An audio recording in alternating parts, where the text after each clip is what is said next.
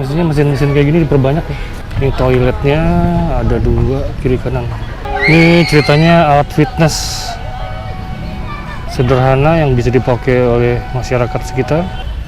Ini kalau malam enak nih kayaknya sore-sore nongkrong di sini. Cobain ntar. Nah ini rumputnya rumput asli nih. Tuh ada kering-keringnya tuh. Ini tempat daerah ngerokok nih. Setelah gue gabung sama mereka. Jadi stasiun ini didirikan tahun 1881. Dari mana gue tahu? Di situ ada tulisannya. Jadi kalau udah jam segini nih, sekitar jam 10-an tuh cahaya udah di atas kepala kita. Dia bakal meleset sebenarnya bukan gara-gara si kameranya, tapi si penggunanya nih. Kadang-kadang dia mungkin salah milih area yang bakal diukur misal. Automatic ISO itu bukan pilihan yang jelek kalau kita motret di outdoor.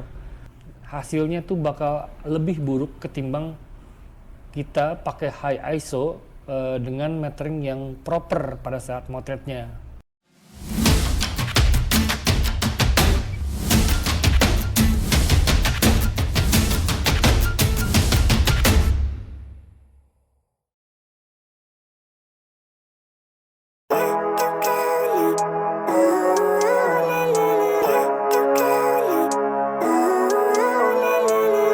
Living life, every day, late at night, not okay. All I want, and I pray, all I need are some better days. Fuck me, I'm looking in the mirror, so foggy, but I've never seen clearer. I don't really think anyone can save me, and honestly I'm not really sure I want saving. I like to be my own worst enemy. There's no risk if you don't try at anything, so I'ma just keep buying everything. See you in the next life, have to be a better me. I don't think that my head's on straight, gotta flip it and grip it and go and get an x-ray. What's wrong with me? I just feel weight pushing on my chest and it squeezes till I suffocate. Better change my mindset, meditate. It's pretty cool that I'm alive and have better days. I could walk, see, hear, I should celebrate. Think I could change my mind, maybe elevate. Living life, every day, late at night, not okay. All I want, and I pray, all I need are some better days. Yeah, all I need are some better days. Cause all I want, and I pray. Halo guys, hari ini gue jalan pagi di alun-alun Kota Bogor. Ini gue baru masuk di halaman depannya. Targetnya sih gue setengah jam kali ya. Lumayan ramai ternyata kalau hari biasa juga. Dan alun-alun Kota Bogor ini harusnya terintegrasi dengan stasiun Bogor ya. Tuh lihat lagi dibangun, dia bakal nyambung ke stasiun Bogor. Ini kalau udah jadi bagus nih. Ya Bogor dengan binatang rusa atau kijang ya. Cuma lucunya tuh gue nggak pernah nemuin kijang di hutan. Hutan gue nggak pernah ke hutan sih. Contoh kayak kemarin main ke Gunung Salak tuh, Gunung Bunder, gue nggak pernah ngeliat ada rusa selain di kebun raya. Tapi bagus emang, bersih. Ini toiletnya ada 2 kiri kanan. Lagi pada bersih-bersih mereka. Oh di Bogor ada ya tuker botol bekas. Kayak di Surabaya. Maksudnya mesin-mesin kayak gini diperbanyak ya. Ini mesin apa nih? Oh botol plastik. Iya mesin kayak gini mesin diperbanyak. Terus ini area bermain anaknya lebih banyak daripada di Taman Manunggal yang jelas. Kita lanjut jalan.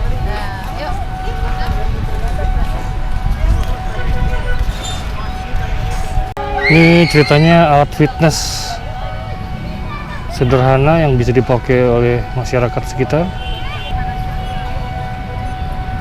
Kita coba keliling beberapa kali di trek yang merah ini nih.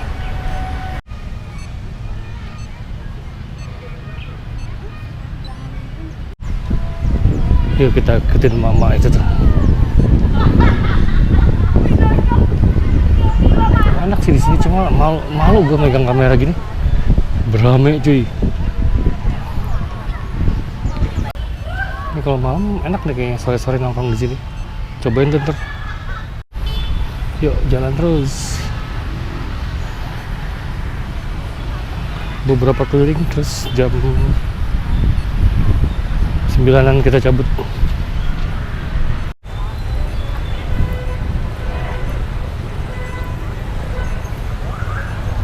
Nah ini rumputnya rumput asli nih, tuh ada kering-keringnya tuh, bukan rumput sintetis, asli ini. Kita coba ke sebelah kanan tuh, ke arah stasiun yang lama.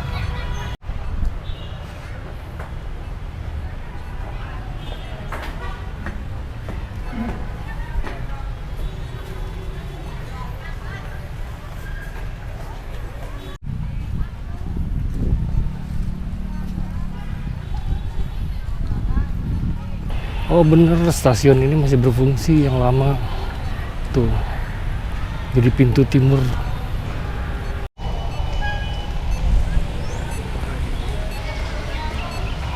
Pintu timur stasiun Bogor. Ini tempat daerah ngerokok nih, setelah gue gabung sama mereka. Jadi stasiun ini didirikan tahun 1881. Dari mana gue tahu? Di situ ada tulisannya. Mungkin itu waktu pendirian kali ya. Itu area pasar yang nyambung ke Pasar Anyar dan masih berfungsi ternyata. Terus di belakangnya itu ada Masjid Raya, apa Masjid Agung ya? Masjid Raya kok ya? Yang belum selesai dibangun juga. Masjidnya nih kalau udah jadi keren nih. Rasanya lama banget ya beresnya ya. Seakan-akan berubah-ubah dia desainnya tuh. Ini bagian belakang di alun-alun yang dulunya Taman Topi. Ya macam-macam, ada orang lagi makan segala di sini. Ada yang lagi merenung nasibnya.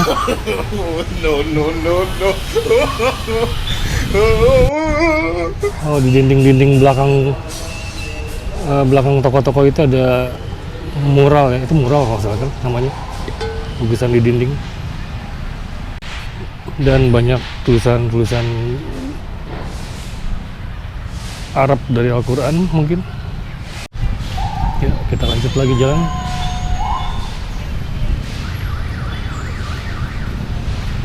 Lalu kita ke, oh di sana dipakai sama anak-anak SMP untuk olahraga. Situ tuh. Itu area parkir untuk pegawai kali ya. Kalau umum ya harusnya tadi ke situ ya. Kalau di luar kan nggak aman kayaknya. Ya ini pintu keluar yang bagian belakangnya, langsung ke arah Borobudur dan Pasar Anyar.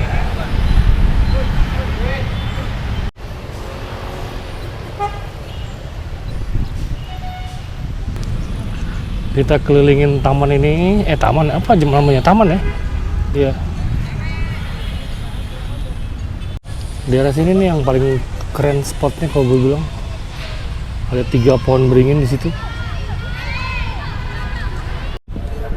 Ini dibikin seperti mimbar.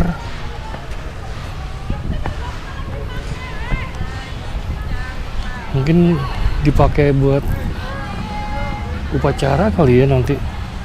Apa bukan nanti, apa maksudnya? Biasanya dipakai buat upacara kali. Iya nih. Dari sini kita bisa melihat keseluruhan lapangan yang ini, dan daya muatnya lumayan besar. Tamannya kita tuh masih mending, nggak ada homeless. Ada sih ya, cuma kejar-kejaran sama ranger kayaknya. Iya, dibanding di Amerika tuh gue lihat di YouTube channel M Hidayat dan lain-lain. Di sana tuh biaya hidupnya tinggi soalnya ya. Jadi segalanya tuh kena pajak. Terus kalau kita udah salah perhitungan aja, kerja nggak bener, terus pakai narkoba, udahlah nggak selamat kalau di luar negeri tuh, di US ya, kalau gue lihat. Dan rata-rata tuh mereka tuh jadi homeless gara-gara judi kan, bukan gara-gara nganggur. Judi, narkoba tuh, ada yang kecanduan segala. Terus sempat lihat di YouTube channel luar sampai kayak zombie itu mabuknya tuh. Di Indonesia tuh enak, mau usaha apa aja bisa, nggak izinnya tuh nggak terlalu ribet-ribet banget kayak di luar negeri. Jadi orang mau buka warung kopi, warmindo tuh gampang sebenarnya, nggak dilarang-larang pemerintah, asal posisinya nggak ngeganggu kepentingan umum kan, paling gitu. Ini gue agak kesiangan kayaknya keluar ini, udah panas aja. Ya ini lagi bubaran kereta, orang pada keluar lewat sini jalan. Iya enakan lewat sini daripada lewat sana tuh yang sebelah sana. Kumuh. Kita jalan lagi ke depan. Mengejar jumlah step nih gue nih.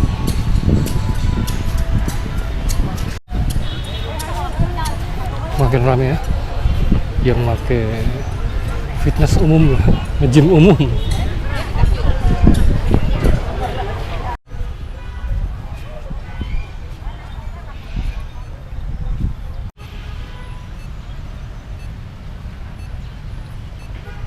Jogging tracknya makin sepi, tinggal beberapa orang. Dan ojek-ojek yang tadi nongkrong di situ udah mulai sepi nongkrong. Gue jadi tahu nih kenapa mereka nongkrong banyakan tadi di situ.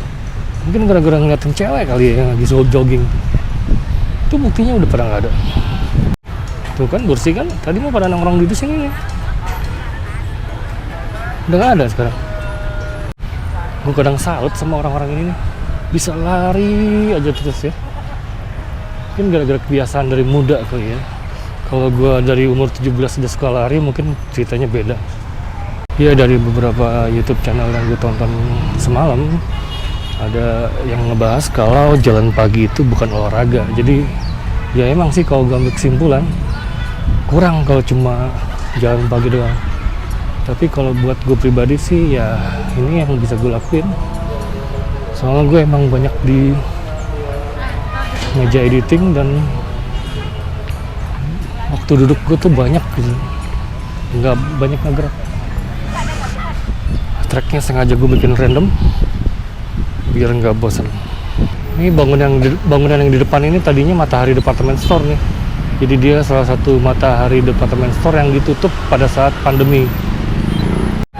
Jadi sekarang tuh disewa-sewain buat UMKM ya. Jadi ada jajanan Bogor, ada refill parfum dan lain-lain di dalam tuh.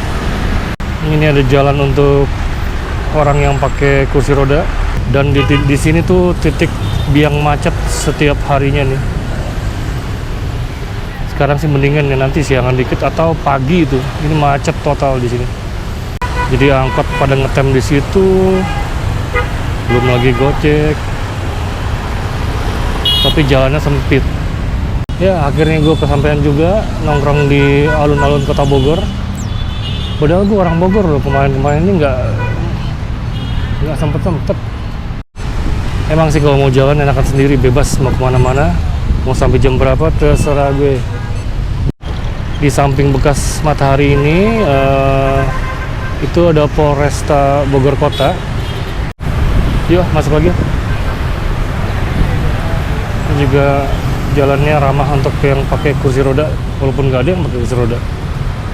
Di area sini malah bau pesing banget nih. Kayaknya kalau malam suka ada yang pipis sembarangan di daerah sini. Mencoreng nama baik Bogor aja. Jadi jalan pagi sambil jemuran.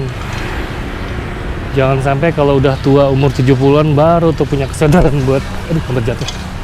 Buat jalan pagi sama nyari matahari. Ini yang pedestrian di samping alun-alun. Samping alun-alun ini ada Bank BRI yang gede nih.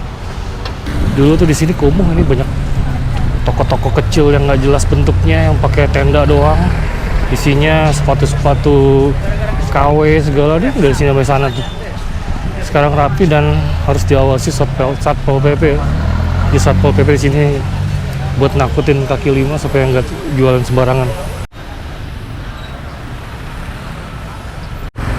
Ya ini kita hampir di ujung pedestrian alun-alun kota Bogor. Dan jujur aja daerah sini tuh tempat bergaulnya gue waktu zaman lulus SMA loh ini. Gue tahu banget seluk-beluk daerah sini dulu. Dan gue banyak banget teman di sini. Sampai ke DS tuh, Dewi Sartika di belakang. Bahkan sampai cewek pertama gue aja, gue janjian pertamanya di sini nih, teman topi saking nggak modalnya. Tapi jadian dong. Dapat cuy. Di bagian depan, tapi ya di bagian depan tuh dulu ada dingdong. Gue janjian di situ tuh namanya baru tingkat 1 kayaknya ya gue kuliah tuh. jadian sama si Ade 2 tahun apa setahun ya, gue lupa ya, tapi nggak berakhir dengan baik ya. Itu dulu terkenal dengan tempat nongkrongnya para copet nih, masih kali, cuma kita nggak tahu aja nih mana copet mana garong. Gue jalan udah hampir 2 kilo, dikit lagi ya. Nanti kita nyari tempat ngerokok terus balik. Iya, udah mulai sepi karena udah mulai panas sekarang. Udah jam 9-an nih. Kalau lagi jalan pagi gini tuh gue suka denger obrolan ibu-ibu yang suka ketemu gitu, papasan. Tadi tuh ada ibu-ibu sama ibu-ibu ketemu. Dia nanyain, "Itu ibu ini kemana?" katanya. "Udah berapa bulan nggak bayar arisan?" katanya. "Berapa emang utangnya?" katanya. 20 juta lebih katanya. Udah, nanti gue arisan doang 20 juta lo, gila. Dan kabur dia. Tadi juga ada ibu-ibu sama anaknya lagi jalan di itu tuh dekat stasiun. Tadi gue lihat itu anaknya udah lemas saya jalannya. Yang gue tangkap sih kayaknya si ibu ini nih belum bayar sekolah anaknya kayaknya, dan anaknya mau dipindahin kemungkinan ke pesantren, gue tangkap. Ya kalian tuh harus sering-sering lah turun ke jalan begini nih, supaya kita tuh bisa lebih bersyukur betapa beruntungnya kita ini nih, yang masih bisa kerja, masih bisa nyari duit, masih bisa jalan pagi kayak gue. Soalnya banyak orang yang udah nggak ada waktu lagi buat jalan pagi gini-gini. Ya pikiran mereka tuh udah terpenuhi oleh beban-beban hidup, nyari makan hari ini mungkin, nyari buat bayar listrik. Ya ini zamannya lagi susah abis pandemi, walaupun udah mulai membaik tapi UMKM ini masih meranjak dengan lambat ke atas. Ada juga yang diambang nyungsep ya. Ya untung aja gue belum setua itu buat sadar olahraga. Kayaknya hari ini gue udah dulu nih. Habis ini harus ke BCA buat bayar tagihan kartu kredit. Bini gue hari Rabu mau ke Jogja. Sedangkan nomor teleponnya itu belum tertagih di kredit card. Karena pengeluaran ini kan banyak ya. Ada Google Ads dan lain-lain, jadi limit gue bengkak gitu. Gimana sih, bukan limit bengkak, jadi kemarin gue udah bayar 2 kali ya, 700.000 sama 700.000 udah 1,4 kayaknya. Ternyata masih ada tagihan yang belum kebayar, ada 2 ya. Telepon sama Google Ads yang bulan ini. Oke, gue mau menuju ke motor gue. Sampai ketemu lagi ya, see you. Ya, sudah nyampe juga di studio.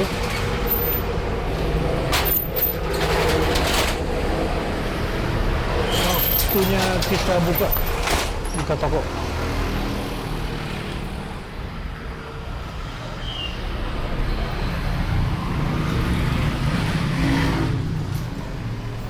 Wah, nggak ada orang kayaknya nih. Si Nuri nge-gym. Gua beres-beres dulu. Nanti kita lanjut agak siangan dikit ya. Oke. Ya, seger. Udah mandi, udah bersih-bersih. Sekarang tinggal mulai aktivitas di studio. Tadi udah ngerapiin beberapa stok dan udah nyiapin belanjaan buat web store. Terus siangan mau ngedit dikit ya kayaknya. Stok gue masih lumayan banyak.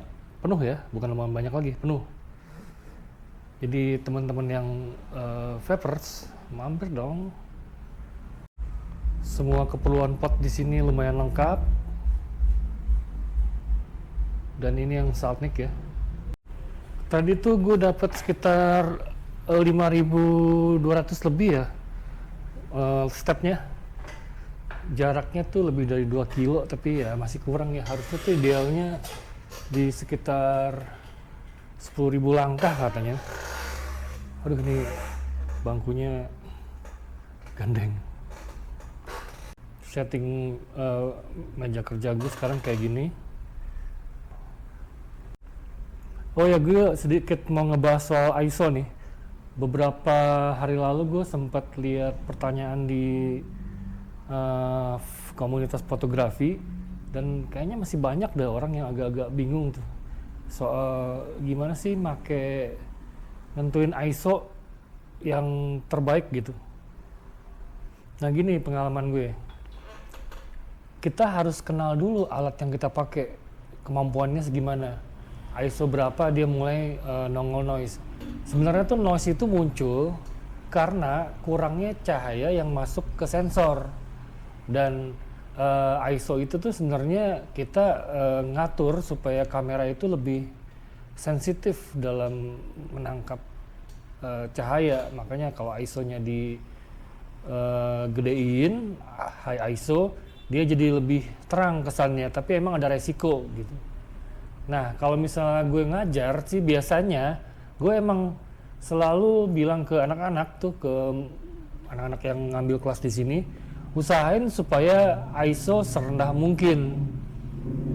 Tapi nggak selalu juga, harus kita lihat dulu keadaannya.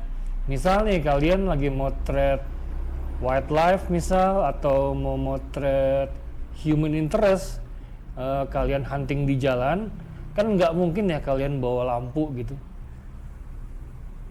Ya ribet dan orangnya keburu kabur kayaknya, kecuali kalau emang street huntingnya itu dikondisikan si modelnya. Tapi kalau kita hunting nih pagi-pagi sambil jalan pagi bawa kamera, kayaknya hampir nggak mungkin dah gue bawa lampu gede apalagi, atau flash. Kalau orang pakai flash, kita motret pakai flash aja, orang kayaknya udah berubah tuh ekspresinya kalau di jalan ya, karena orang kita tuh agak kurang biasa di foto.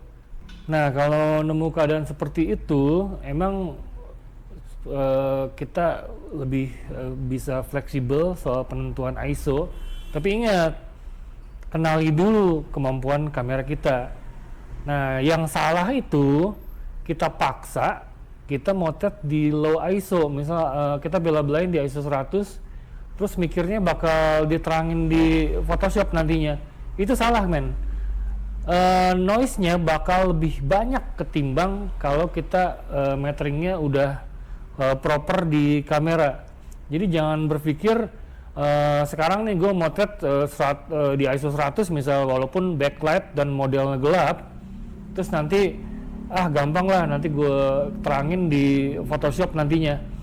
Kalau lo ngambilnya RAW sih masih mending, tapi kalau ngambilnya JPEG itu malah lebih banyak noise-nya ketimbang waktu kalau kita meteringnya tepat pada saat motretnya. Ya walaupun dengan RAW kita dapat file yang lebih kaya warna, tapi itu masih kurang. Jadi dia masih lebih banyak noise-nya ketimbang kalau kita motretnya udah proper. Nah kalau kita motret di luar gini kan kita kendalanya paling backlight ya. Nah nanti tuh kita pikirin tuh gimana konsep motretnya. Jadi kalau udah jam segini nih, sekitar jam 10-an tuh cahaya udah di atas kepala kita. Jadi bakal ada bayangan yang banyak tuh di mukanya. Di bawah mata misal, atau di bawah hidung, di bawah dagu, itu bakal banyak bayangan yang gelap gitu. Jadi kalau mau motret street nanti, atau mau motret pre-wed outdoor tanpa lampu, cari waktu ketika matahari itu masih miring 45 derajat atau 50 derajat, itu kan pagi ya, di golden hour. Jadi cahayanya itu bagus nanti jatuhnya, mirip kayak matahari pagi miring dia, jadi keisi itu ketimbang kalau dari atas. Kalau dari atas kan ya otomatis logikanya aja dari sini pasti gelap. Kalau misalnya cahayanya itu 45 derajat di depan muka si model, ya cahayanya itu si model itu bakal terang, dan bayangan yang dihasilkan tuh nggak terlalu banyak nantinya. Ditambah lagi kan nanti si cahaya matahari yang miring itu tuh nanti mantul ke tanah dan lain-lain, dan dia jadi nge-fill in di bagian area gelapnya. Nah nanti gue tuh juga nggak ngeharamin kita pakai auto sih. Jadi ada satu fungsi yang di kamera itu udah bagus ya kalau gue bilang, asal kita nguasain kelebihan dan kekurangan kamera kita. Contohnya ada ISO automatic ISO itu keren loh kalau misalnya di outdoor, dan kita tuh untuk ngejar momen tuh ya nggak usah mikirin dia bakal lepas gitu loh. Jadi kalau misalnya ISO-nya automatic, si kamera itu nentuin berdasarkan pengukuran yang dia lakuin. Nah, kendalanya gini, si kamera ini kan sekarang udah pada canggih nih ya. Nah, di situ udah ada light meter sebenarnya untuk continuous light atau available light. Cuma dia bakal meleset sebenarnya bukan gara-gara si kameranya, tapi si penggunanya nih. Kadang-kadang dia mungkin salah milih area yang bakal diukur. Misal, gue biasanya sih kalau mau ngukur cahaya kan di area-area mid-tone dan highlight yang gue ukur ya, bukan di area shadow. Kalau di area shadow yang diukur, si kamera tuh nanti bacanya dia under tuh dari angka nolnya. Terus kita kan nanti kan pada saat motret malah bawaannya pengen ke tengah kan, ke titik 0 ke 50% gray. Nah itu akhirnya jadi terang bagian sini nih, bagian bawah sini nih. Yang ada ya fotonya jadi over nantinya. Jadi kalau misal kita pakai automatic ISO, itu kamera yang nentuin nantinya. Dan dia tuh cenderung lebih akurat lah ketimbang kita, kecuali kalau kita emang udah terbiasa ya ngukur dengan manual. Tapi ini untuk yang baru-baru atau untuk yang ngejar momen banget seperti wildlife misal, itu kan binatangnya gerak ya, dan kita kan nggak ada waktu tuh buat ngatur atau jepret ulang kalau misal kita motretnya ternyata miss, yang kuukur bukan si objek tapi backgroundnya yang gelap misal. Itu ya keren sih. Justru kalau misalnya gue motret di misalnya lagi jalan-jalan ya, itu tuh gue jarang pakai manual, gue malah pakai full auto malah. Tapi gue lihat dulu keadaannya, dia terang nggak, terus si objeknya backlight nggak. Kalau nggak backlight hajar pakai auto. Jadi gue tuh nggak harus mikirin teknis tuh, jadi ya lagi jalan-jalan ya jadi senang-senang aja kan. Automatic ISO itu bukan pilihan yang jelek kalau kita motret di outdoor. Nanti dia nyari sendiri tuh si ISO-nya berdasarkan pengukuran si kamera. Tapi kalau misalnya di tempat yang agak gelap, gue saranin sih jangan pakai ISO automatic. Nanti dia nyari dapatnya di ISO yang terlalu tinggi, jadi noise-nya banyak. Nah, yang penting nih ya, walaupun di luaran sana banyak profesional atau guru yang ngomong usahain ISO 100, usahain ISO 100, ya jangan ditelan bulat-bulat. Emang bener kalau misalnya kita motretnya pakai ISO rendah, itu noise-nya bakal minimal. Jadi foto kita tuh clean ya, bersih. Tapi kita juga harus pikirin memungkinkan nggak tuh. Dan sekarang kan enaknya kamera-kamera sekarang yang terutama mirrorless ya atau full frame, itu hasil high ISO-nya itu udah bagus. Jadi ingat yang tadi gue omongin, jangan ditelan mentah-mentah. Orang nyaranin supaya ngejar ISO 100, padahal dalam kenyataannya kita nggak bawa flash misal, nggak bawa lampu continuous buat nerangin, ya jadi jelek gambarnya, malah jadi jauh lebih jelek. Terus terutama nih, jangan berpikir bakal nerangin di Photoshop, hasilnya tuh bakal lebih buruk ketimbang kita pakai high ISO dengan metering yang proper pada saat motretnya. Nanti cobain aja deh, kebetulan gue lagi jarang motret nih di low light atau liputan, nanti mungkin minggu depan kali ya gue cobain ya. Jadi dia kalau misalnya kita terangin di Photoshop tuh ISO-nya bakal lebih banyak ketimbang kalau kita motretnya udah proper duluan. Dan sejak mirrorless baik kualitasnya, gue tuh malah jadi sering yang lihat anak-anak sekarang nih motret liputan wedding itu dia nggak pakai flash. Ya emang udah keren sih kameranya ya, jadi nggak pakai flash pun juga cukup bersih, dan lagian sekarang kan banyak software untuk ngurangin noise ya, noise reduction. Ada Topaz, ada Nix software, bahkan kamera RAW sendiri juga noise reductionnya keren tuh.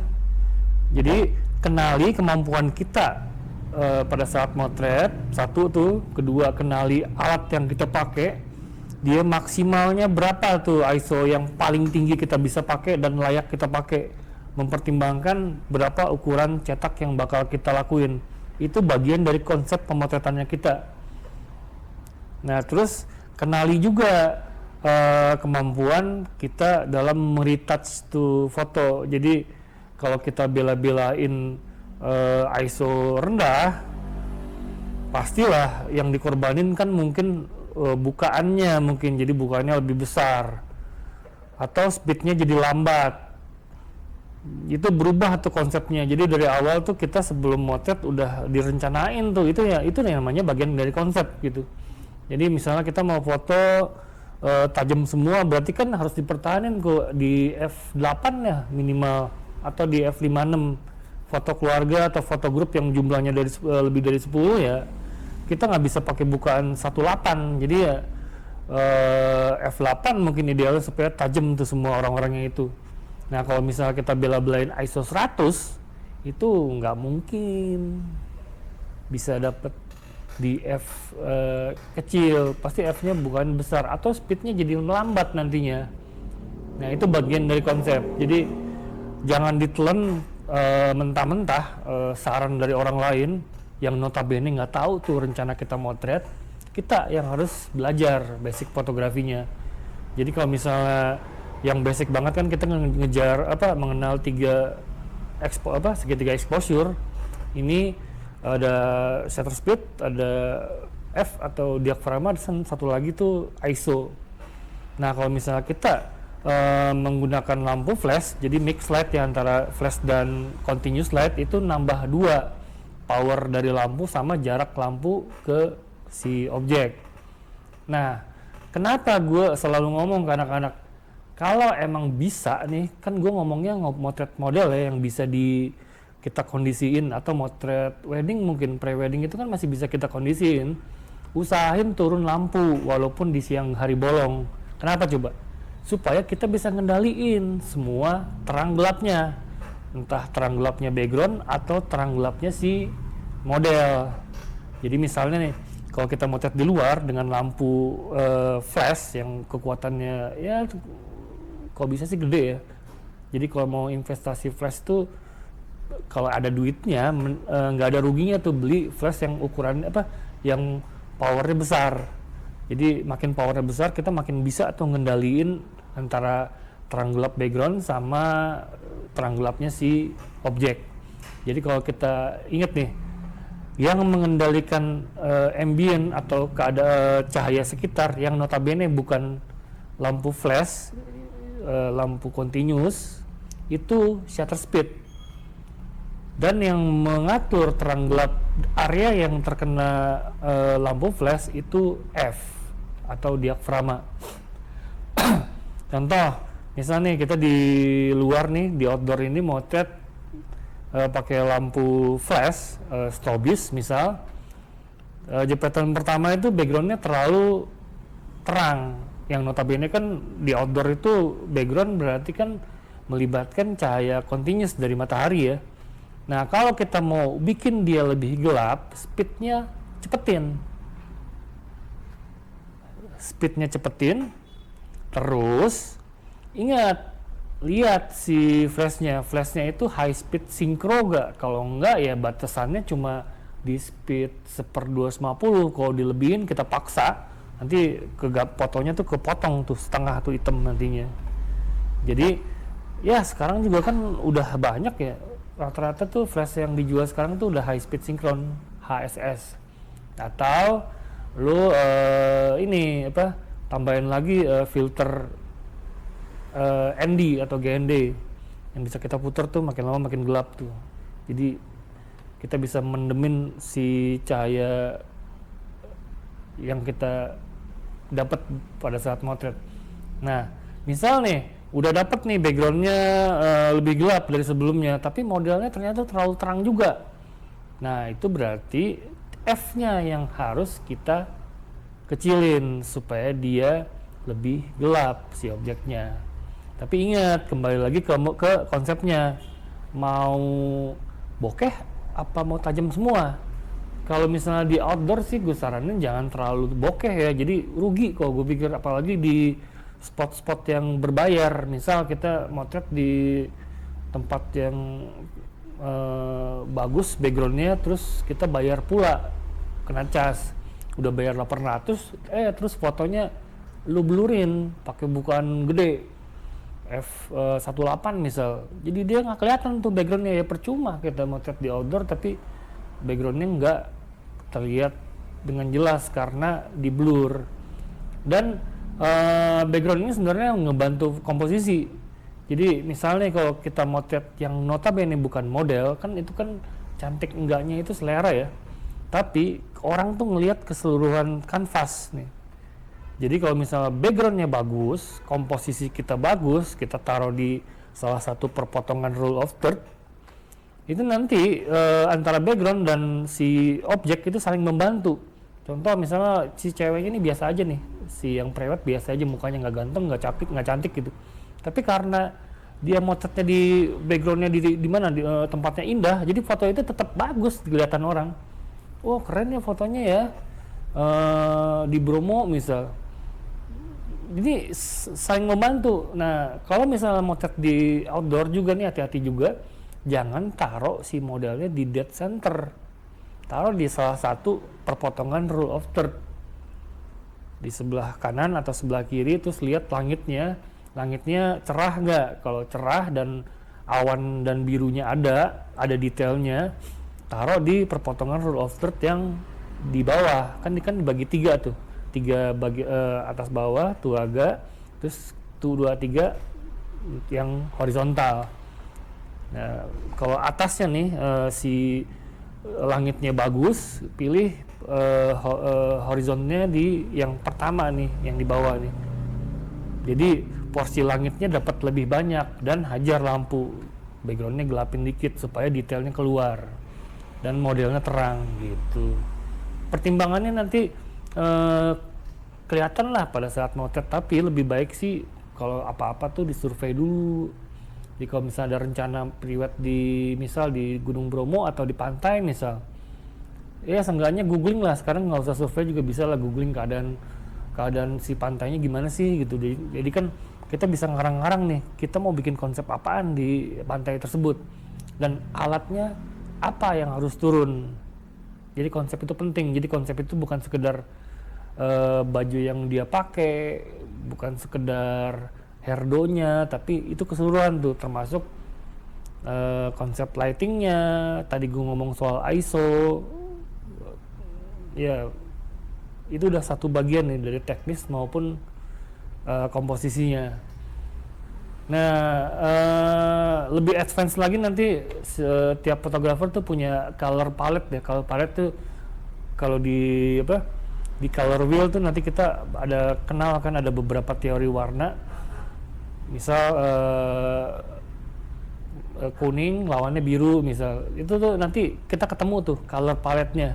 Itu yang jadi ciri khas si fotografer nantinya. Tapi kalau anak sekarang sih kayaknya nggak terlalu mikirin ke situ deh, soalnya mereka ngerti juga enggak ya kayaknya.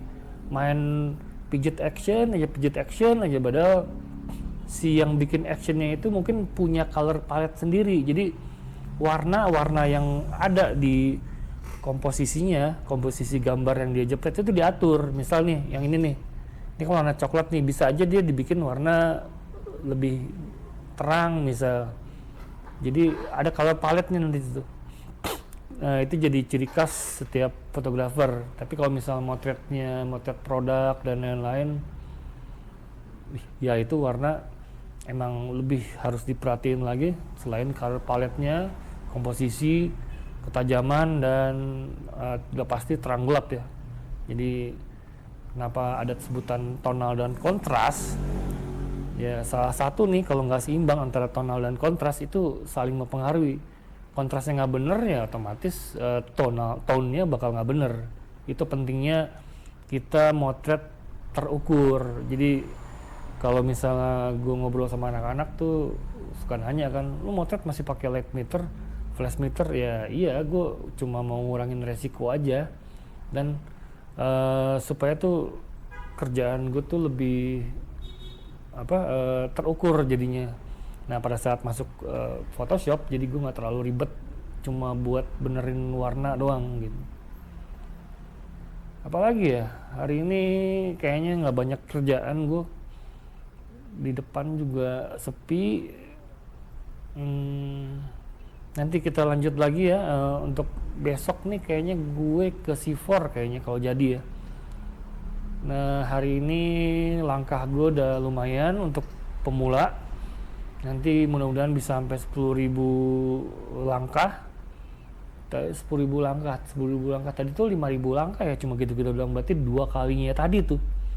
Perkiraan gue sih muterin kebun raya 2 kali atau 3 kali itu udah 10.000 langkah. Cuma kalau muterin kebun raya doang kan bosen yang ngeliatnya. Ya gue aja bosen, apalagi lu pada yang lihat vlognya kan.